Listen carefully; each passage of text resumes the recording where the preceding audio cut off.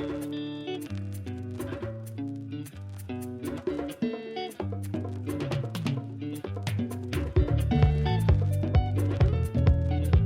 are listening to Talking Africa, the podcast that gets behind the news from the continent, brought to you by the Africa Report magazine. My name is Nicholas Norbrook. Welcome to the programme.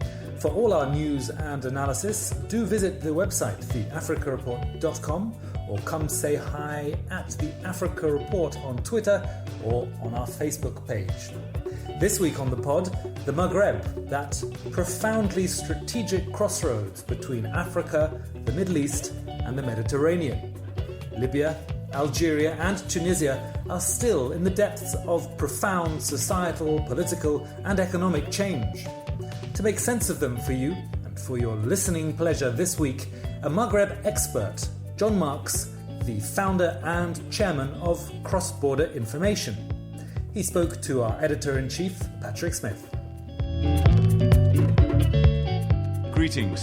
This week I'm lucky enough to have with me Jon Marks, who is an expert on the Maghreb region of Africa, and he's visiting us in Paris for a few days, and we pulled him into the Africa Report offices to talk about the latest developments in the region.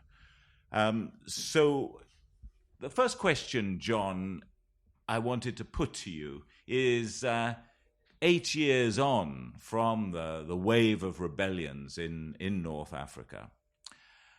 What is the health of the region looking like? We've had elections in Tunisia. We hear about the continuing military standoff in Libya. We have a transition which seems to be blocked in Algeria. What's your take on the current state of the region? Well, if you were looking at a doctor and looking for a diagnosis, you'd say, first of all, what's the pathology we're looking for? Is it democratic pathology? Are we looking at the well-being of the population in the terms that they're scoring on education, health and services? Are we looking at the very health of the states we're talking about, which might range from relatively robust all the way down to intensive care?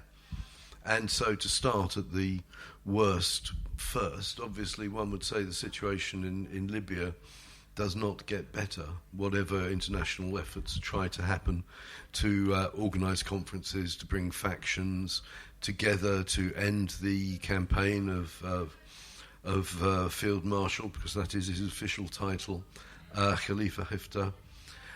These things don't seem to work and the country becomes more atomised.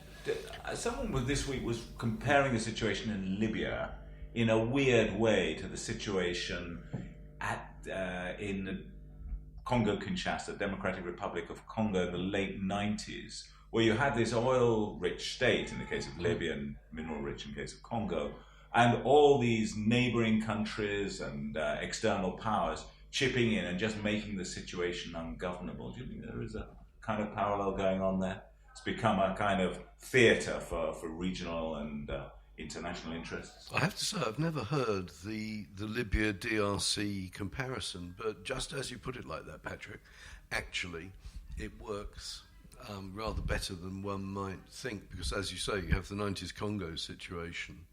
DRC was surrounded by a whole range of countries whose armies were involved, absolutely physically, where there were a lot of interests looking to get resources. I mean, clearly, questions, what were the Zimbabwe military doing there and why did they have so many diamonds? In Libya, you have the same thing. People can say people are eyeing Libya's oil, and it's certainly a resource-rich country, and in fact, because of the dysfunctionalities of the Libyan economy over a very long period of time, oil remains the main game. It's not even able to export any natural gas now, which could be, a big resource of the future, let alone get those industrial projects away that they were trying to.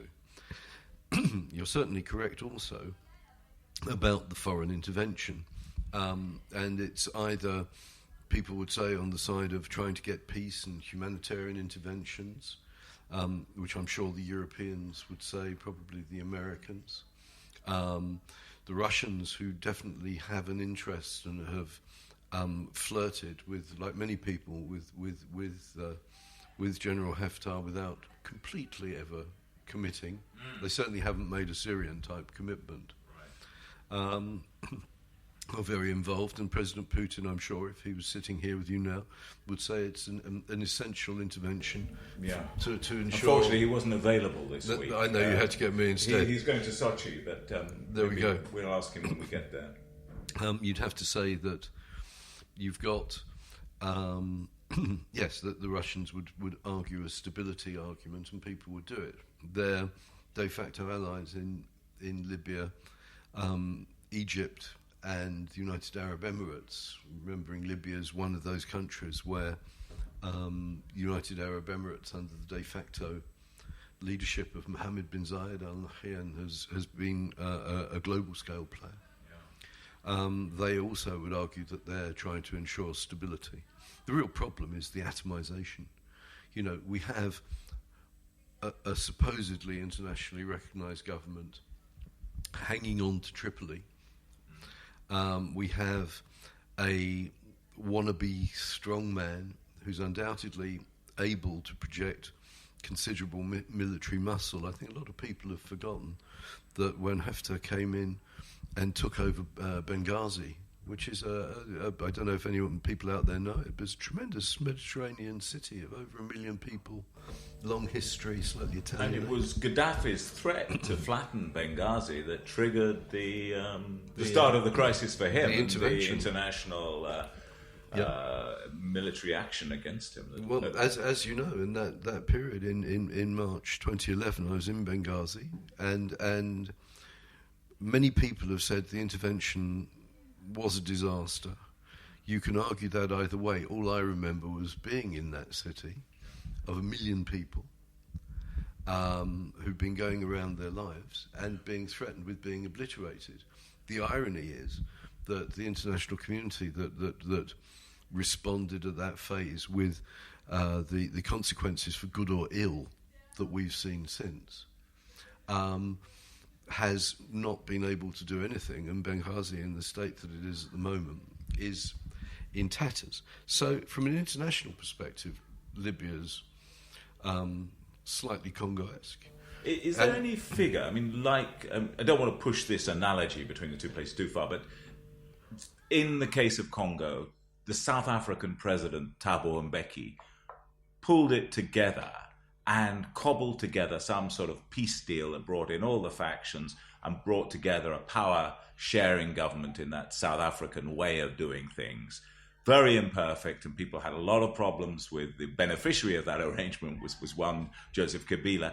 Is there any person on the horizon, in your view, on the international or regional scene who could have that effect in Libya? I mean, essentially, is there anyone who can put it back together, or are we just going to see a continuation of this sort of rumbling military pushback and alternative stalemate? Well, we have to, on so many fronts, hope that it can be pulled together. What we have are, at least in headline terms, two alternatives. You've got the Government of National Accord, led by Fayez Sarraj. Now, people would say that Sarraj is a weak leader in a weak situation, but he does have the benefit of having a large degree of international backing. On the other hand, in an age of fast-growing autocracy, where authoritarian modes of government are seen to be acceptable because they provide stability in regions where chronic instability, of course, has led to civil war, led to the destruction of states like Syria. You have Khalifa Haftar, who's the only person on the Libyan stage, a former Gaddafi general, of course, a very senior former Gaddafi general who fell out with Gaddafi and spent decades living in Virginia. In Virginia, courtesy of the US government. Indeed, on a stipend, a grateful nation. but he's actually not trusted by those that he worked with. The interesting thing about Hifter is that is the Central Intelligence Agency. Yes, but all the way through. I mean, as the conflict's worked its way through, I think you can see, people have had to identify with him. So, for example, the UAE has provided air support. Egypt, clearly the major player in the region, looking for stability, and of course Haftar himself, one suspects, would like nothing more than to be a mini General Sisi. So there's a confluence of interests, but equally there's been a consistent hum of opinion about Haftar that not only did his former American paymasters not really trust him, Donald Trump had a flirtation. He's of course being very different from the establishment that paid Hifter before, but he liked him and he had a flirtation. There was even talk, speaking as a Brit, that during his time as Foreign Secretary, and Boris Johnson was also being a sort of mini Trump, was a flirt with Hifter. But none of these, he has his allies, he has his situation, but no one's determined. I think the biggest and most important question is where Libya can go, because if you say, okay, you've got Haftar, he's got forces, he's able to project himself, but he takes 2 steps forward and then 1 step back. He's had setbacks in the south. He hasn't been able to take Tripoli. He may have trashed towns in the Tripoli periphery while having his latest campaign. But it hasn't been a triumphant march on Tripoli. There's a series of dead ends. Meanwhile, a lot of those forces that emerged after the 2011 events, particularly the militias, they may take on new configurations, they may take on even new ideologies, in the terms of which Islamic faction they're going to go in. But those militias that came out, particularly from Misrata, extraordinarily powerful in the third city, and have been holding up Siraj in some recent times, but also, they're a movable feast. The militia that started in Zintan, a relatively little-known town up in the northwest, very powerful. The various Islamist groups that are there. There's an extremely interesting paper that the International Crisis Group produced a couple of months ago on the influence of various Salafist groups and Salafist thinking on various factions in Libya.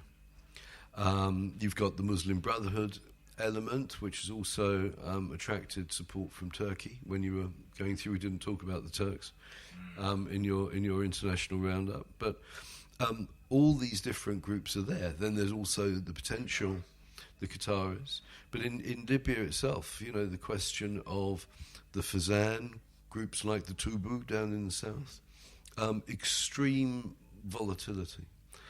And then we're seeing extreme criminality.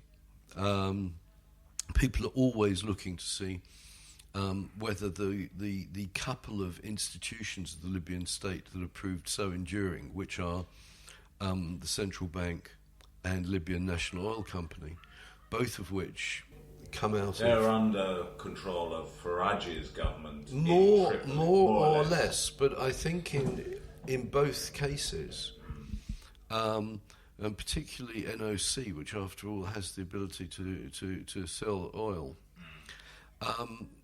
they've acted with a remarkable sense of a Libyan state and actually holding the thing together. If it hadn't been for the central bank controlling funds, trying to get people paid, trying to at least make some semblance of reality into what is an atomised situation, or NOC having kept the oil going. Think it's more accurate to call it atomised. It's no longer in a state of partition. It's no longer Haftar in the east and Farage in the west. I think. Well, clearly, there's a lot of different contested zones with contested factions. You've got the issue of the south and the oil fields, who, you know, the